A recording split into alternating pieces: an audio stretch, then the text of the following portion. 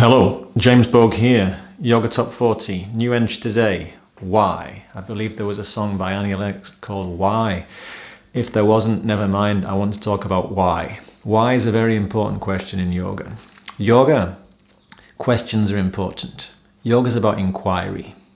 Yoga recognizes that it's very normal that our perception of reality gets clouded, veiled, shrouded, colored, tinted, influenced by our conditioned ideas. And so one of the foundational things in yoga is to keep asking, to keep inquiring, to look in ways that reach beyond my habitual ways of looking. Is this easy? It's not that easy. In order to do this, I have to make myself a patra. A patra means leaf. And leaves in the traditional Indian way of doing things were often used to fashion vessels for eating off or drinking from. If I fashion a vessel from leaves into a drinking cup, how do I need my cup to be if my friend comes along with a freshly cut coconut he would like to share with me? I need my drinking cup to be empty. I need to make space to receive the beautiful gift of that lovely, fresh, young coconut water. Similarly, when I look out at the world, I need to be a patra. I need to be like a leaf, a cup. I need to make myself open to receive. In other words, I need to leave space in my thinking, in my attitude. Space to see something I have not seen up to now. Space for things to be more wonderful, more amazing, more beautiful than I might even have dared dreamed was possible. I need to be a leaf. What else does a leaf do? It grows out into the unknown. And this is so foundational to the yoga method. What are the prerequisites for yoga? 1, to be born. Yes, I am here. I can check that box. 2, to know that I do not know. This is the basis of yoga. And I would say this is the basis of real, genuine science.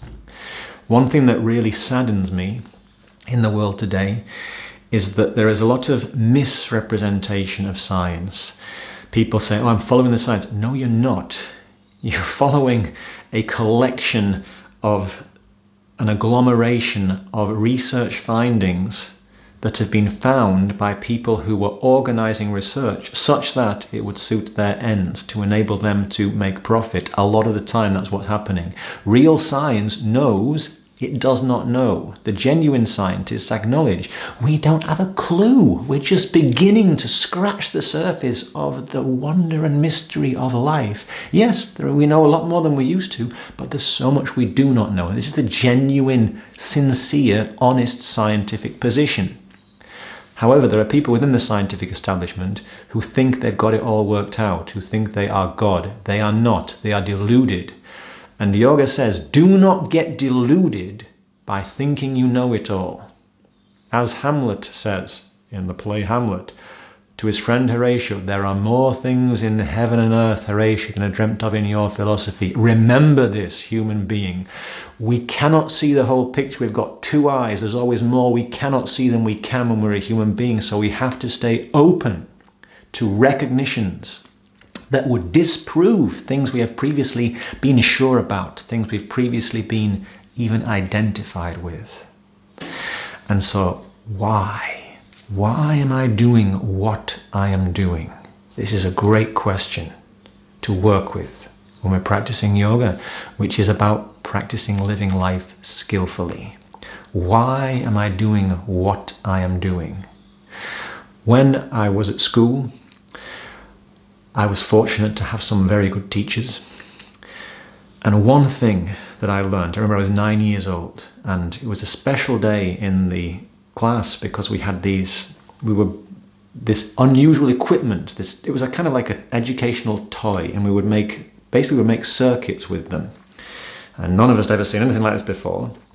And when it came time to gather all the equipment back and then give it back because it was going to be sent on to the next school, one of the boys did something that the teacher, I don't remember what he did, but I do remember what happened next. The teacher said, "Why did you do that?" And the boy looked to his friend and said, "Well, he told me to." And the teacher said, that is not a good reason. If he told you to jump out the window, would you do it? Just because someone tells you to do something is not a good reason. When I went to the big school, the secondary school, another teacher impressed upon me, and it landed very deeply with me. Just because everybody else is doing something doesn't mean that you should. It might not be right for you, even if it's right for all of them. But it might not be right for them either.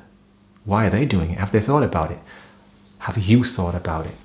Why are you doing what you are doing? Where am I in this? What is the truth here really? These are foundational questions for yoga practice. Where am I in this? This is a question that I got from my friend Bill, who was a former US Marine captain, who got it from Ajahn Chah, a great Thai Buddhist teacher of the 20th century. Where am I in this? And my friend Bill said, he said in colourful US Marine captain language, which I will shift slightly, the register, he said, the human capacity for self-delusion is staggering. He owned it. My capacity to delude myself is staggering. We know this as human beings. So this type of question, why am I doing what I am doing? What is my motivation? What is the truth here really? Where am I in this? These are fantastic questions.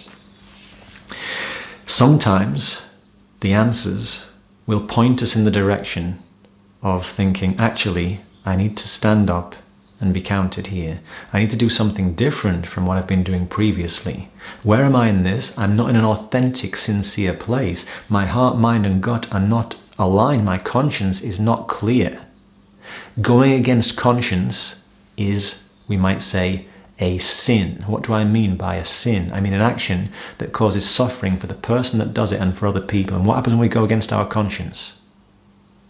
We suffer sooner or later, or more probably sooner and later. When I heed my conscience and act in congruence with it, what happens? Sometimes my conscience can urge me to things which are very uncomfortable, which are intimidating. But when I act in such a way that my mind, my thought, and my speech are all aligned, how do I feel? I feel a certain freedom there. I feel a certain ease. It is its own validation. I sleep in peace at the end of that day, even if I had to do something that was very scary. So, why? When I know why I'm doing something, or when I'm making that honest inquiry into why I'm doing something, I move from the lose-lose situation to the win-win situation. And this is the game of yoga. The lose-lose situation is I do things with a contingency, but then I don't sleep easy at the end of the day. If, however, I heed my conscience, it's a win-win. If I get the outcome that I would have hoped for, I can enjoy it with a clear conscience. If I don't get the outcome I would have hoped for, no problem. I rest easefully, knowing I was true to myself. So yoga says, forget about going along with what other people say is right for you. Forget about following blindly things that so-called authorities tell you are right, and instead, get up, stand up. You, human being, are a sovereign being. You have consciousness, you have conscience. Use it, own it, claim it. Be the human you were born to be. You have conscious awareness. This is an amazing gift. Do not waste it.